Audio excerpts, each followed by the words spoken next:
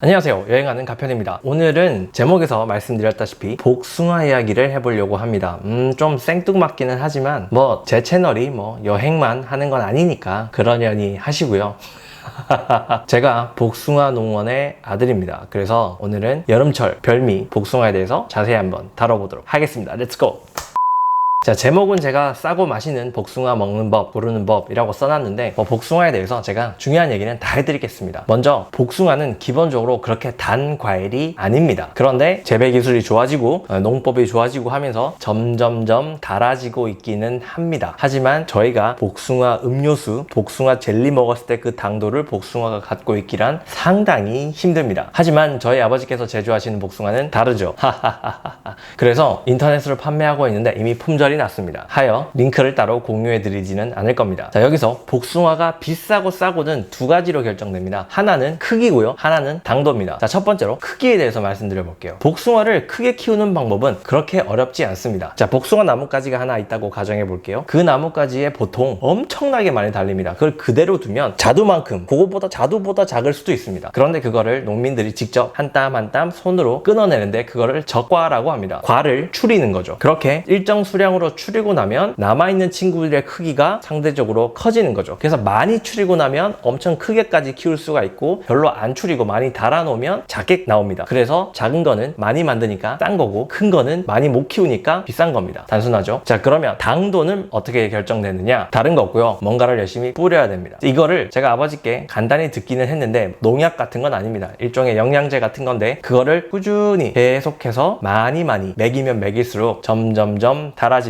그렇기 때문에 많이 달다는 얘기는 그걸 많이 뿌렸다는 얘기고, 많이 뿌렸다는 얘기는 그만큼 돈이 많이 들었기 때문에 크게 키우고 달게 만들면 비싸집니다. 아시겠죠? 자, 그렇기 때문에 여러분들이 마트에서 보시는 7개 들어있는 작은 박스에 7,000원짜리, 이건 무조건 맛없을 수밖에 없습니다. 왜냐? 여기에 들어간 비용이 그만큼 적을 거니까요. 달게 하기 위한 그 비밀의 영양제를 적게 줬을 거니까요. 반대로 아주 비싼 복숭아는 그만큼 뭔가를 많이 뿌렸고 크게 키우기 위해서 적과를 빡세게 했다는 뜻이기 때문에 비쌀 수밖에 없습니다. 결국 비싼 거 사면 장땡이냐?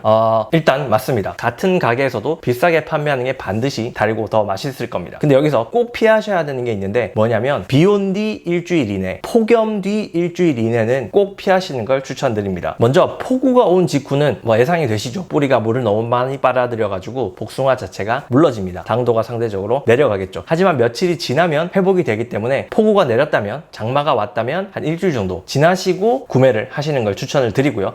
폭염은 왜 그러냐? 너무 뜨거워지면 복숭아가 익어버립니다. 정확히는 타버립니다. 그렇기 때문에 농민들은 그 복숭아를 살리기 위해서 물을 줄 수밖에 없고요. 그럼 그 물이 결국 비와 같은 역할을 해서 또 덜 달아집니다. 자, 복숭아가 정말 맛있는 상태에서 따게 되면 절대로 드실 수가 없습니다. 정말 맛있는 상태까지 익혀서 따게 되면 판매를 할 수가 없어요. 조금만 건드려도 시커멓게 바뀝니다. 저희가 인터넷으로 배송을 할 때 좀 과하게 익은 거를 보내드린 적이 많은데 도착하신 분들의 대부분이 너무 시커매졌다라는 피드백을 보내주십니다. 당도에는 문제가 없지만 보기에도 싫고, 그리고 그 식감도 완벽하지 않기 때문에 절대로 그때 따서는 안 되죠. 그래서 미리 따게 되는데, 미리 따게 되면 어느 정도 딱딱한 느낌을 지울 수가 없습니다. 그래서 냉장고에 뒀다가 후숙을 해서 드시라고 권장을 해드리는 편이긴 한데, 생각보다 후숙을 해도 딸 때 애초에 늦게 딴 것보다는 덜 몰랑몰랑 하다는 점은 좀 아셨으면 좋겠습니다. 그래서 마트에서 사시는 복숭아 같은 경우에는 상당히 유통 과정이 길기 때문에 아무래도 조금 더 딱딱한 상태로 딸 수밖에 없다는 점 알려드리고요. 그래서 제가 가장 추천드리는 건 네이버에 있는 산지 직송 코너입니다. 저희 부모님께서도 그쪽을 통해서 판매하고 계신데, 주문을 하게 되면 저희 농원뿐만 아니라 대부분의 산지 직송 코너에서 판매하시는 농원들은 주문이 들어오면 보내는 그날 따셔가지고 바로 배송을 합니다. 그렇기 때문에 최대한 맛있는 상태에 가깝도록 보내드릴 수 있다라는 장점이 있으니까 추천드리는 거고요. 두 번째로 가격도 상당히 합리적입니다. 중간에 유통 마진이 없어서 마트랑 동일한 가격을 주고 사시더라도 맛은 훨씬 좋으실 겁니다. 못 믿으시겠다면 수천 개 리뷰를 한번 직접 보시고 판단하셔도 괜찮습니다. 여기까지 복숭아 농원 아들이 전해드리는 복숭아 이야기였습니다. 복숭아 맛있게 드시기 바랍니다. 지금까지 여행했던 가편이었습니다.